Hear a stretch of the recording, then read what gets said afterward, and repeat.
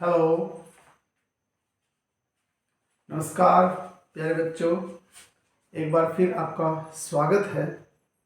आज हम पिछले वाले जो टॉपिक था उसी को कंटिन्यू करेंगे। कल हमने क्या निकाला था? बीटा की वैल्यू निकाली थी और बीटा की वैल्यू आप सभी को पता है, बीटा इक्वल टू 1/kBt ये आ गई थी। और आज हम थोड़ा सा आगे चलेंगे। जैसे कि मैक्सवेल बोल्ट्जमैन डिस्ट्रीब्यूशन फंक्शन पढ़ रहे हैं, तो एक बार फिर मैं उस इक्वेशन को लिखता हूँ और फिर उसके अंदर हमें बीटा की वैल्यू मिल चुकी है। अब हम और चेक करेंगे किस चीज़ की वैल्यू और रह जाती है।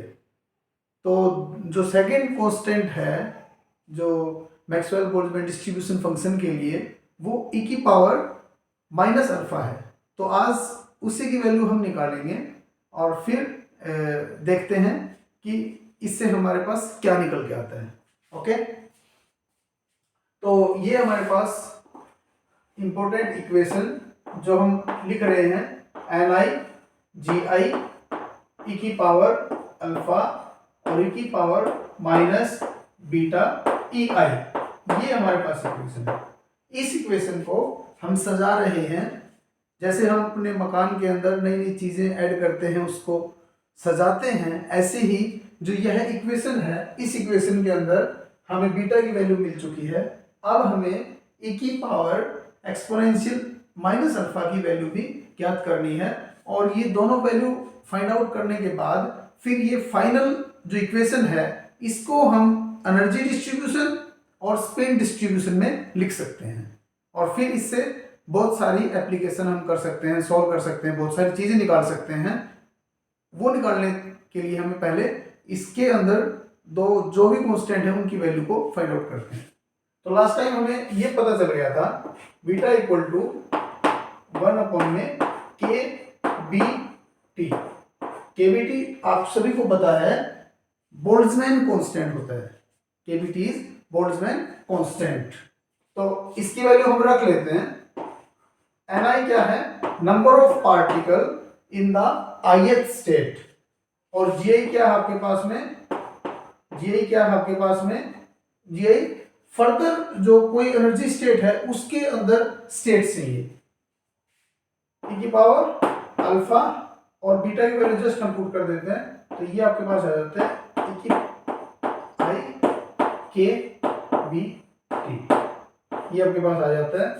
अब हमें किसकी वैल्यू फाइंड आउट करनी है? Now our aim is to find out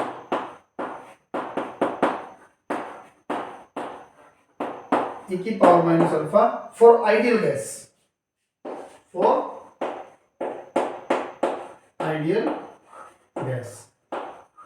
this is our aim today, to find out e की पावर माइनस अल्फा की वैल्यू हम फाइंड आउट करते हैं। तो सबसे पहले हम सभी को पता है, सबसे मेन इंपॉर्टेंट इक्वेशन ये रहती है हमारे पास में, समेशन ऑफ Ni। ये सभी जितने भी हमारे पास गैस मॉलिक्यूल हैं V वॉल्यूम में, उसका सम करेंगे तो आप सभी को पता है उसका सम करने के बाद total number of particle, total number of molecule आ जाते हैं हमारे पास में। ये हमारे पास हमें पता है। अब इस इक्वेशन के अंदर, इसके अंदर जो ऊपर Ni है हमारे पास, number of particle in the ith state है, उसकी वैल्यू मैं यहां पर पुट कर देता हूं। Summation Ni summation Gi, just इसको ये देखो, ये Ni की वैल्यू मैं यहां पुट कर देता हूं, एरो से रिप्रेजेंट कर रहा हूं मैं, e पावर अल्फा और e की पावर माइनस ei क्या है? Energy of the ith state, ये हमारे पास है, अपॉन में kBt, ये हमारे पास ये तीनों वैल्यू आ गई इक्वल टू n। अब e की पावर जो अल्फा है वो डिपेंड नहीं करता, सम जो हमारा वेरी कर रहा है i से लेकर k तक, तो इसको बाहर निकाल लेते हैं। e power alpha summation Gi e की पावर माइनस ei kBt। अगर आपको 1 अपॉन में अगर बीटा की वैल्यू नहीं पुट करनी है, आप बीटा के अंदर भी सोल्व कर सकते हैं। इसके अंदर बाद में बीटा की वैल्यू हम पुट कर सकते हैं, लेकिन दोनों ही तरीके ठीक हैं। आप यहाँ पर बीटा की वैल्यू पुट करके भी प्रोसीजर को फॉलो कर सकते हैं, और सिंपल आप बीटा की वैल्यू पुट करके भी इसको आगे हम लेके चल सकते हैं। ये हमारे पास आ जाता है, और ये n है। अब आपको ये पता चल रहा होगा कि ये तो कल हमने सोल्व किया था, तो पार्टीशियन फंक्शन है। हाँ, अब इसी को हमने सोल्व करना है आइडियल गैस मॉलिक्यूल के लिए। तो e की पावर अल्फा को मैं लिख लेता हूं यहाँ पर, इसको आगे चलते हुए e की पावर माइनस अल्फा हमारे पास क्या आ जाता है, n अपॉन में ये डिनोमिनेटर में चल जाती सारी टर्म, जी आई e की पावर माइनस ई आई एक्सपोनेंशियल पावर अपॉन में के बी टी, ये हमारे पास हो जाता है। इसको यहां तक लिख लिया हमने। अब एम हमारा क्या है, e की पावर माइनस अल्फा की वैल्यू यहां से निकल जाएगी, कैपिटल N आपको पता total number of molecules in V volume, और GI है आपको पता है, ये फेज स्पेस सेल में निकालेंगे GI की वैल्यू। अब आप देख रहे हैं ये यहाँ पर क्या है, समेशन का साइन है। अब मैं एक चीज बताना चाहूंगा, यहाँ पर एक अजम्पशन मान के चलते हैं कि क्या होता है, जो गैस के जो मॉलिक्यूल्स हैं V वॉल्यूम में, उनके पास जो एनर्जी है वो जस्ट कॉन्टिन्यूस होती है, डिस्क्रीट नहीं होती। तो हमारे पास जो समेशन का जो साइन है वो हम इंटीग्रेशन में बदल देते हैं। तो देखो कैसे, डिस्क्रीट से कॉन्टिन्यूस पे जब जाते हैं, कोई चीज डिस्क्रीट है तो वहां पर हम सम का साइन लेते हैं, समेशन का, और कॉन्टिन्यूस कोई भी वेरिएबल कॉन्टिन्यूस ले लेते हैं तो वहां पर हम इंटीग्रेशन का साइन कर लेते हैं। और इंटीग्रेशन में फिर लिमिट आ जाती है। लिमिट फिर क्या होगी हमारे पास, 0 से इन्फिनिटी ले लेते हैं हम इसमें। तो इसको दोबारा से लिखते हैं, e की power minus alpha n upon में 0 से इन्फिनिटी। अब देखो इसमें समेशन को तो इंटीग्रेशन में हमने कर दिया, साथ में जो जी आई हमारे पास उसको रिप्लेस कर देते हैं GEDE, और जो EI है उस इक्वेशन में ऊपर EI को जस्ट रिप्लेस कर देते हैं E से।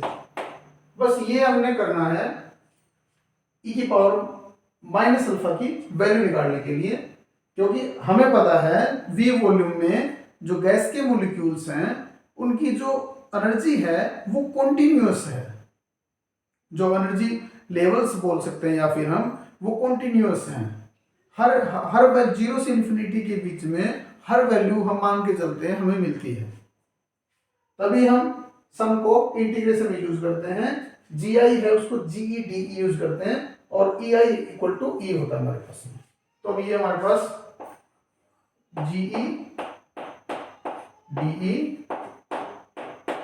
और e की पावर माइनस E KBT, ये हमारे पास आ जाता है। ये देखो बहुत बढ़िया इसमें आ जाता है। अब देखो, अब GED की वैल्यू हमने पुट करनी है, GED की वैल्यू हमने यहां पर पुट करनी है। मैं एक अलग वीडियो बना दूंगा इसको सोल्व करने के लिए, इसकी वैल्यू निकालने के लिए, और वो वैल्यू हम यहां पुट करेंगे। अभी के लिए मैं वो जो वैल्यू है उसको जस्ट डायरेक्टली नोट कर रहा हूं। मैं डायरेक्टली जो वैल्यू है GED की वो मैं लिख देता हूं। For ideal gas molecule phase space के अंदर GED we know that GED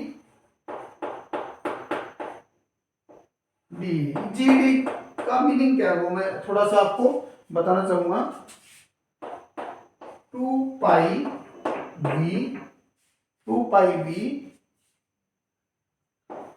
2m h square 3/2 e की पावर हाफ डी, ये हमारे पास में है। अब जीडी का मीनिंग क्या है? जीडी का मीनिंग ये है number of phase space cell. जीडी का मीनिंग क्या है? Number of phase space cell, number of phase space cell in energy range E to E plus में DE, या DE रेंज में कितने हमारे पास फेज स्पेस सेल है। ये सबसे इंपॉर्टेंट बात है। इसमें 2 पाई V क्या हमारे पास में, ये V वॉल्यूम है। अब हमें पता है फेज स्पेस सेल जो होता है वो 6 डायमेंशन होता है। 3 उसमें पोजीशन कोऑर्डिनेट होते हैं, 3 मोमेंटम कोऑर्डिनेट होते हैं। जब हम फेज स्पेस सेल का कंप्लीट वॉल्यूम निकालते हैं 0 से लेकर E एनर्जी के बीच में, तब हम इंटीग्रेशन यूज करते हैं। उस इंटीग्रेशन में जो पोजीशन कोऑर्डिनेट होते हैं ना, dx, dy, dz, उसको हम V वॉल्यूम में रिप्लेस कर लेते हैं। और जो मोमेंटम का जो इंटीग्रेशन आता है dpx, dpy, dpz, उसके अंदर हमें पता है आइडियल गैस मॉलिक्यूल के पास होली काइनेटिक एनर्जी होती है, तो हमारे पास P की वैल्यू हम वहां पर पुट कर देते हैं √2me। ये इंपॉर्टेंट बात है, और वहां से हम इसको सॉल्व कर लेते हैं।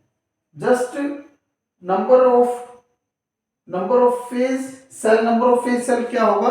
टोटल वॉल्यूम अपॉन में volume of one phase cell. इससे निकल, ये बाद में हम इसको मैं एक्सप्लेन करूंगा कंप्लीट ये कहां से निकल के आता है। ये बहुत ही इंपॉर्टेंट रिजल्ट है, और इस रिजल्ट में आप देख पा रहे हैं जो गैस मॉलिक्यूल उसका मास भी आ रहा है, जो नीचे ये h स्क्वायर है, प्लैंक कांस्टेंट का स्क्वायर है, ये किस वजह से आता है? ये बेसिकली फेज स्पेस सेल का एक वॉल्यूम होता है ना, वहां से आता है। अगर मैं इसको सोल्व करके बाहर निकालूं तो मेरे पास बाहर h की क्यूब आ जाता है, क्योंकि जो रूट है वो h स्क्वायर को कैंसिल कर देता है। ये अंदर एडजस्ट करने के लिए किया गया था। अभी हम इसकी वैल्यू ऊपर वाली इक्वेशन में पुट करते हैं और e की पावर -α की वैल्यू निकालते हैं, और फिर उसके बाद फर्दर थोड़ा सा डिस्कशन करते हैं इसके बारे में क्या है। मेरे हिसाब से चीजें सारी क्लियर होती जा रही हैं। एक एक स्टेप के बाद एक एक चीज हम निकालते चले जा रहे हैं। तो e की power -α equal to n by में 0 से इंफिनिटी, ये सारी वैल्यू रख देते हैं 2 पाई v 2m h स्क्वायर 3/2। ये तो सारी टर्म कांस्टेंट है, कोई बात नहीं, और ये हमने रख दिया। उसके बाद में हाफ e की पावर हाफ, और देन अपने पास हो जाता है देन e की पावर e kBT, ये आ गया हमारे पास डी। ये हमारे पास आ जाता है। और अब हम क्या करते हैं? इसके अंदर से इनको सॉल्व करते हैं। जस्ट जो कांस्टेंट टर्म है उसको हम बाहर लेके आते हैं, और जो इंटीग्रेशन है इसको सॉल्व करते हैं। 2 पाई v ये बाहर आ गया, और साथ में 2m अपॉन में h स्क्वायर की होल की पावर 3/2, ये हमारा कांस्टेंट टर्म है। अंदर हमारे पास 0 से इंफिनिटी e की पावर हाफ एक्सपोनेंशियल की पावर e kBT एक विंडो में d। Now what is our aim? Our aim is to just solve this integration. मैं इस इंटीग्रेशन को साथ में यहां पर सॉल्व कर लेता हूं। ये स्टैंडर्ड इंटीग्रेशन है, हम वहां पर उसका यूज कर सकते हैं, लेकिन इसको हम सॉल्व करते हैं।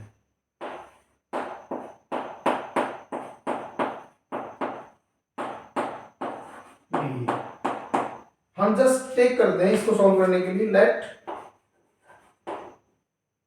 ई अपॉन में केबीटी इक्वल टू एक्स। ये जस्ट मैंने सपोज कर लिया ये मेरे पास एक्स है। अब एक्स है क्योंकि मैं एक्सपोनेंशियल की पावर में जस्ट एक ही वेरिएबल लेके आना चाहता हूं, जो ई अपॉन में केबीटी, इसको एक्स मान लिया मैंने। और अगर मैं यहां पर अब इसको देखूं, what is the value of DE, D की वैल्यू क्या आ जाएगी, केबीटी dx। ऊपर इक्वेशन में डी की जगह में केबीटी dx पुट कर सकता हूं, और ई की जगह पे क्या पुट कर सकता हूं मैं, केबीटी इंटू में x। ये मेरे पास है। ऊपर इक्वेशन में मुझे दो चीजें पुट करनी पड़ेंगी, ई की जगह तो E equal to KBT x, और एक्सपोनेंशियल में तो एक्स पुट ही कर देंगे, और डी, और इंटीग्रेशन की जो लिमिट्स हैं 0 से इन्फिनिटी वो चेंज नहीं होंगी, वो सेम रहेंगी। तो फिर देन क्या होने वाला है, अभी मैं इसी इंटीग्रेशन को ही सोल्व करेंगे हम इसी इंटीग्रेशन को ही सोल्व करेंगे। और देखो आप 0 से इन्फिनिटी ई की पावर हाफ के अंदर क्या करेंगे, केबीटी की पावर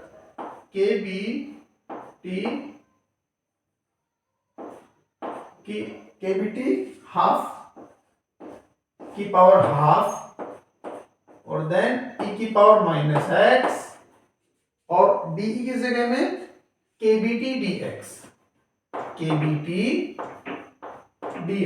ये अपने पास आ जाता है, ये हमारे पास आ जाता है। तो देखो इसको कैसे सोल्व करते हैं, 0 से इन्फिनिटी केबीटी की पावर हाफ और केबीटी की पावर 1, ये केबीटी की पावर 3/2 बाहर आ जाता है। यहां पर इसके अंदर से केबीटी की पावर हाफ आ जाती है, और यहां से केबीटी, तो दोनों बाहर आ जाते हैं, केबीटी की पावर 3/2। अंदर क्या बचा हमारे पास, 1/2 ई की पावर एक्स डीएक्स, ये हमारे पास बच जाता है। अगर मैं इसको ध्यान से देखूं, ये मेरे पास गामा फंक्शन की तरह लग रहा है। गामा फंक्शन होता है हमारे पास, वो कुछ इस तरह से होता है। गामा फंक्शन कुछ हमारे पास इस तरह से होता है, इस तरह से होता है, ऐसे 0 से इन्फिनिटी, जैसे x की पावर n,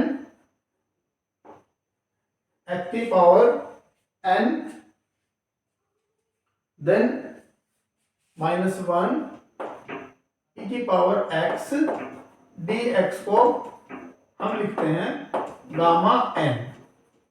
ये डेफिनेशन होती है गामा फंक्शन।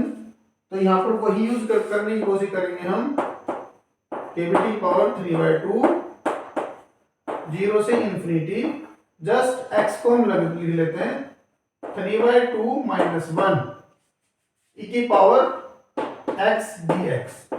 अब दोनों इक्वेशन को मिलाने की कोशिश करो, n की जगह तो 3/2 है, और सब कुछ ठीक है, तो गामा 3/2 लिखेंगे हम इसको। तो ये हमारे पास क्या आ जाता है, हमारे पास ये हमारे पास आ जाता है केबीटी की पावर 3/2 और 0 से इन्फिनिटी, ये तो सॉल्व हो ही जाता है, इसको डायरेक्ट हम लिख सकते हैं 3/2 गामा 3/2। और बात ध्यान देने की जरूरत होती है, ये याद रखो, यहां पर जैसे गामा 3/2 होता है, इसका जो एक्सपेंशन होता है हाफ गामा हाफ, और जो गामा हाफ होता है उसको √π से डिनोट करते हैं, √π इसकी वैल्यू होती है। ये हमने जस्ट मैथमेटिकल नॉलेज यूज की हमारे अंदर यहां पर। तो अब इसकी जगह क्या कर देंगे, केबीटी की पावर 3/2, साथ में 1/2 और √π, ये हमारे पास आ जाता है, जो हमारे पास इंटीग्रेशन जो सोल्व करना था। जो ये इंटीग्रेशन आता है आपके पास में 0 से इन्फिनिटी ई की पावर हाफ ई की पावर माइनस ई केबीटी अपॉन डी, ये कांस्टेंट आ जाता है, केबीटी की पावर 3/2 √π अपॉन में 2, ये वैल्यू हमारे पास आ जाती है। ये वैल्यू मैंने जस्ट यहाँ पर रिप्लेस कर देनी है। ये आपका सारा सोल्व मैंने यहाँ पर कर ही दिया है। तो जस्ट हम यहाँ पर रिप्लेस करते हैं वैल्यू, यहाँ पर इस इंटीग्रेशन की वैल्यू सोल्व करते हैं, वैल्यू पुट कर देते हैं और देखो क्या आ जाता है हमारे पास में। तो कहने का मतलब क्या था, ये सारा एक्स वेरिएबल में चेंज करने के बाद में आपके पास KBT की पावर 3/2 π/a2 ये आ जाता है। तो जस्ट हम इसको रख कर देते हैं, जो भी हमने सोल्व किया है। आप वीडियो को आराम से पॉज करके आराम से देख सकते हैं कैसे सोल्व हुआ है, सारा कैसे सोल्व हुआ है। अब देखते हैं, अब हमें ये वैल्यू पता चल गई। ये आप याद भी कर सकते हैं, और अगर याद ना हो तो क्विक आप 1 या 2 मिनट में इसको सोल्व भी कर सकते हैं, कोई बड़ी बात नहीं है। तो e की power alpha equal to n upon में 2πv 2m h स्क्वायर 3/2, ये तो पहली वैल्यू थी। और अब हमारे पास आ गया KBT की पावर 3/2 रूट पाई अपॉन में 2 भी आ जाता हमारे पास में। तो अभी इसको सॉल्व करने के बाद e की पावर अल्फा इक्वल टू, अब एक एक चीज को ध्यान से देखते हैं। अब हर चीज को थोड़ा सा ध्यान से देखने की कोशिश करते हैं कि क्या क्या है हमारे पास में। तो n तो सेम रहेगा, और 2 से 2 कैंसिल हो गया। यहां पर 2 से 2 कैंसिल हो गया। v अपने पास आ गया, ये v अपने पास आ गया, और ये अपने पास देखो पाई की पावर यहाँ पर 1 है, यहाँ पर पाई की पावर कितना है 1/2, तो ये पाई की पावर 3/2 और KBT की पावर 3/2 है, ऑलरेडी इसके अंदर चला जाएगा ये। तो मैं ये लिख देता हूं 2m पाई KBT अपॉन में h की पावर 3/2। ये आइडियल गैस के लिए हमारे पास वैल्यू आ जाती है। किसकी वैल्यू आ जाती है, e की पावर अल्फा की, e की पावर अल्फा की ये वैल्यू आ गई हमारे पास में। तो अब ये तो निकल गई वैल्यू, अभी वैल्यू निकल गई, एक हमारा ये कंप्लीट हो जाता है यहाँ पर टास्क, इसकी वैल्यू हमारे पास निकल के आ जाती है। तो ये वैल्यू आपके पास में है। तो अब आप इसको जस्ट रीअरेंज भी कर सकते हैं। और अब इसके अंदर एक चीज और निकल के आ सकती है कि पार्टीशियन फंक्शन की वैल्यू क्या है आपके पास में। पार्टीशियन फंक्शन की वैल्यू क्या है आइडियल गैस मॉलिक्यूल के लिए, तो यहीं से आ जाते निकल के। तो ये कैसे, आप इसको कैसे कर सकते हैं, आप इसको इस तरह से भी लिख सकते हैं, e की पावर अल्फा, जस्ट रीअरेंजमेंट अब नेक्स्ट n अपॉन में v h square 2m pi KBT की पावर 3/2। जस्ट हमने क्या किया, इसको जस्ट रिवर्स कर दिया, तो ये हमारे पास e की पावर अल्फा की वैल्यू आ जाती है। कल हमने क्या देखा था, कल हमने याद हो अगर आपको तो पार्टीशियन फंक्शन लिखा था। पार्टीशियन फंक्शन क्या था वो देखो एक बार, थोड़ा सा मैं बता देता हूं। तो हमारे पास जैसे वो इक्वेशन थी ni gi e की पावर अल्फा और देन e की पावर बीटा ei, ये इक्वेशन है हमारे पास स्टार्टिंग से। अब इसमें इसकी वैल्यू भी निकल गई और बीटा की वैल्यू भी निकल गई। अब इनकी वैल्यू पुट करके हम इसको फाइनल टच दे सकते हैं इस इक्वेशन को। तो यहां पर हम देखते हैं कि क्या मिलता है हमें। मैं पार्टीशियन फंक्शन की वैल्यू लिखना चाह रहा था आइडियल गैस मॉलिक्यूल के लिए, आइडियल गैस के लिए, तो इसको जस्ट सम किया था ni और e की पावर अल्फा इस सम के ऊपर डिपेंड करते ही बाहर आ गया था, और सम ऑफ gi ये आ गया था e की पावर माइनस बीटा ei, ये हमने किया था। और इसको मैंने पार्टीशियन फंक्शन बोला था, ये हमारे पास n हो जाता है, ये e की पावर अल्फा हो जाता है, और ये हमारे पास जेड आ गया था। तो e की पावर अल्फा की वैल्यू क्या आ गई थी हमारे पास में? e की पावर अल्फा की वैल्यू आ जाती है n अपॉन में z, n अपॉन में z। तो n अपॉन में z, तो ये पार्टीशन फंक्शन आपके पास में, ये जो ये z है, ये अपने पास पार्टीशन फंक्शन होता है किसका? आइडियल गैस का। ये this is the partition function of the ideal gas. तो पार्टीशन फंक्शन भी निकालना आ सकता है आइडियल गैस का। पार्टीशन फंक्शन कैसे निकालते हैं तो ये आपको पता है, z इज equal to summation gi e की पावर e pi kBT। इसको सॉल्व करके जस्ट इसी को सॉल्व किया था हमने, तो ये z इज equal to v 2m pi kBT upon में h स्क्वायर भी 3/2। This is the partition function, this is the partition function for ideal gas. Ideal gas के लिए ये पार्टीशन फंक्शन की वैल्यू होती है। और पार्टीशन फंक्शन क्या होता है? ये हमें सम ऑफ द स्टेट्स बताता है। देखो यहां पर पता ही चल रहा है, ये समेशन है जी आई ई की पावर माइनस ई आई के बी टी। ये सम ऑफ द स्टेट्स बताता है हमारे, या फिर ये बताता है कि नंबर ऑफ पार्टिकल कैसे डिस्ट्रीब्यूट्स हैं अमंग्स एनर्जी लेवल के बीच में। This is the partition function. और पार्टीशन फंक्शन जेड आ जाता है तो इससे हम बहुत सारी थर्मोडायनेमिकल क्वांटिटी निकाल सकते हैं आइडियल गैस के लिए, वो भी हम निकालेंगे बीच में। तो अभी हमारे पास वो जो इक्वेशन है मैक्सवेल बोल्ट्जमैन की, उसमें हमें e की पावर अल्फा की वैल्यू पता चल गई। e की पावर अल्फा की वैल्यू आपके पास ये है, ओके, और बीटा की वैल्यू भी निकल गई। तो अब इस इक्वेशन को हम कैसे लिख सकते हैं, वो इंपॉर्टेंट है हमारे पास, तो वो लिखते हैं हम। जस्ट मैं इसको रख कर देता हूं और इसी में भी हम सारी बातें पुट कर देते हैं, इसी के अंदर ही हम सारी बातें पुट कर देते हैं। अब देखो क्या, तो एन आई जी आई और e की पावर अल्फा की वैल्यू n अपॉन में v